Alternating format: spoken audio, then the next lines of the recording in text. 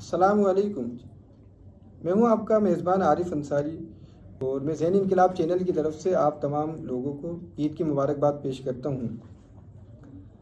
आज की इस वीडियो में जो हमारा मौजू है वो एक वाक़या आपसे शेयर करना है और वीडियो का मौजू है, अगर वो सब्र कर लेता तो उसको 6 लोगों को कत्ल करना नहीं पड़ता।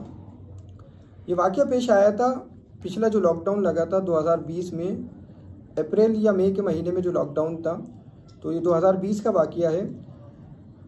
रूस के दारुल हुकूमत मास्को के अंदर ये वाक़या पेश आया था कि एक घर के नीचे 6 लोग तेज़ आवाज़ से बातें कर रहे थे, जिसमें 4 लड़के थे और 2 लड़कियां।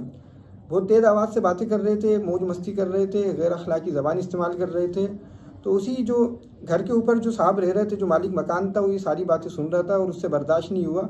वो एकदम नीचे उतर के आया और उसने उनको समझाने की कोशिश की, लेकिन बात आगे बढ़ती चली गई और फिर हाथापाई तक पहुंच गई। तो फिर वो जो घर का मालिक था वो गुस्से में वापसी अपने घर आता है, ऊपर फर्स्ट फ्लोर पर। वहाँ से कलाशनकोफ निकाल के नीचे जाके वो 6 के 6 लोगों पे अंधाधुंध फायरिंग कर देता है और 6 के 6 लोग मर जाते हैं। तो इत्तिफाक से एक हफ्ते बाद इसी से मिलता जुलता वाक़या मेरे साथ भी पेश आया।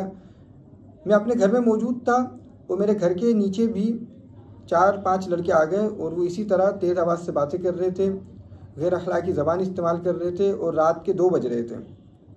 तो मुझे सारी आवाज़ें आ रही थी उनकी, और जब ये मुझे उनकी आवाज़ें आ रही थी, मुझे फ़ौरन से वो वाक़या पेश आ गया जो मास्को में हुआ था, उस बंदे ने उनके साथ किया था।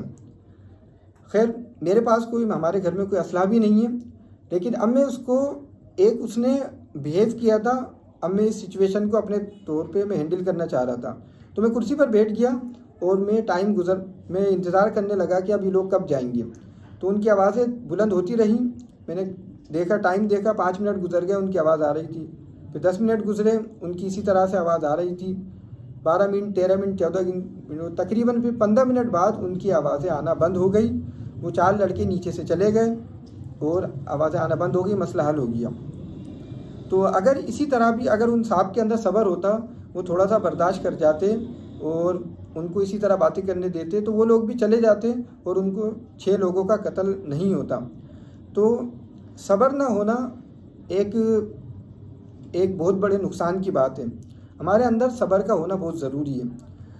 दुनिया में एक अच्छी, खूबसूरत और खुशहाल और कामयाबी के साथ ज़िंदगी गुजारने के लिए सब्र का होना बहुत ज़रूरी है।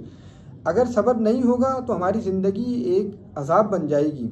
हमें कदम कदम पे लोगों से लड़ना पड़ेगा, लोगों से उलझना पड़ेगा।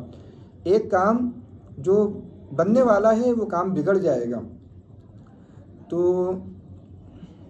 अब उस बंदे ने जो 6 लोगों को कत्ल किया है, वो तो एक बंदा जिसके अंदर सब्र नहीं था, उसके सब्र न होने की वजह से दूसरों को भी नुकसान पहुंच रहा है। 6 लोगों का कत्ले आम हो गया, मतलब 6 ख़ानदान तबाह हो गए और उसमें उस बंदे का भी नुकसान हुआ। अब उसकी ज़िंदगी भी ख़त्म हो गई।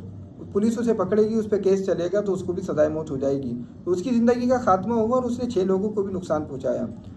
तो हदीस शरीफ में आता है कि मुस्लिम शरीफ की हदीस है जिसमें हुज़ूर सल्लल्लाहु अलैहि वसल्लम ने फरमाया, उसका मफ़हूम यह है कि कामयाबी सब्र के साथ जुड़ी हुई है। तो इसका मतलब ये हुआ कि कामयाबी हासिल करने के लिए सब्र का होना ज़रूरी है। अगर सब्र नहीं तो कामयाबी नहीं। और ये भी कहा जाता है कि जो लोग सब्र करते हैं उनके लिए मौज़े हुआ करते हैं।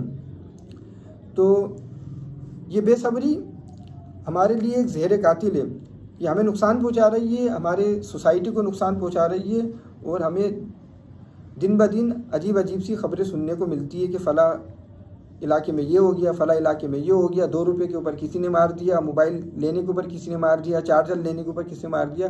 तो ये सारे जो मसाइल हैं हमारे मुआशरे के, ये सब्र के ना होने की वजह से हो रही है। सब्र एक ऐसी सवारी है जो अपने सवार को कभी गिरने नहीं देती। सब्र एक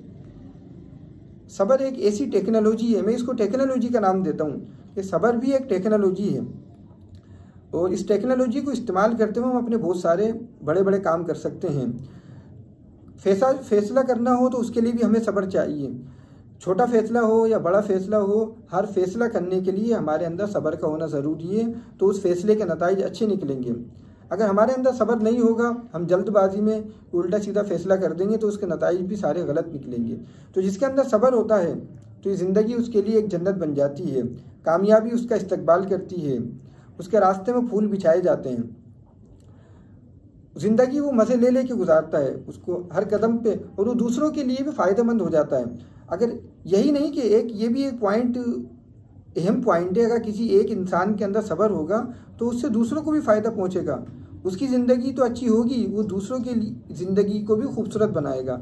और एक बेसब्रा इंसान वो अपना तो नुकसान करेगा, वो दूसरों को भी डिस्टर्ब करेगा, अपने घर वालों को डिस्टर्ब करेगा, सब्जी वाले को डिस्टर्ब करेगा, दही लेने जाएगा उससे, दूध लेने जाएगा उससे मसला, जनरल स्टोर पे जाएगा उससे मतलब उसकी ज़िंदगी एक अजाब बन जाएगी, और मतलब सोसाइटी के लिए एक नासूर बन जाएगा, वो दूसरों को भी डिस्टर्ब कर रहे हैं।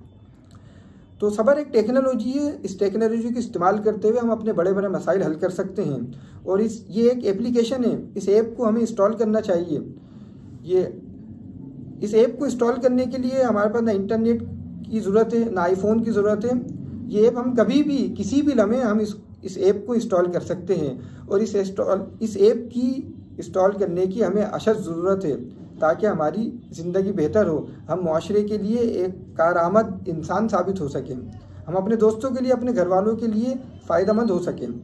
तो मुझे भी इस एप्लीकेशन की ज़रूरत है। हम सबको सब्र को इंस्टॉल करना चाहिए, अपने अंदर, अपने खून के अंदर सब्र को शामिल करना चाहिए, ताकि जो हमारा खून गर्दिश कर रहा है इसके अंदर सब्र का एलिमेंट भी मुसलसल गर्दिश करता रहे, और हमें हमारी ज़िंदगी में ठहराव आ जाए, हमारे फैसलों में ठहराव आ जाए, और ये दुनिया, ये हमारा मुल्क, ये एक जन्नत बन जाए, और हम हमारी ज़िंदगी जितनी भी है हम उसको अच्छे तरीके से गुजार सकें। और जब हम अच्छे तरीके से गुजारेंगे तो हम दूसरों को भी फ़ायदा पहुंचाएंगे।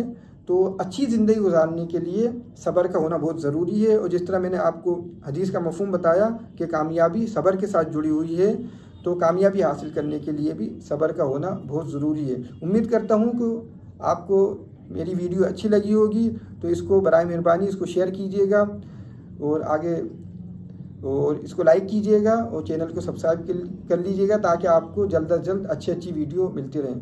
आपका बहुत शुक्रिया। अल्लाह हाफिज़।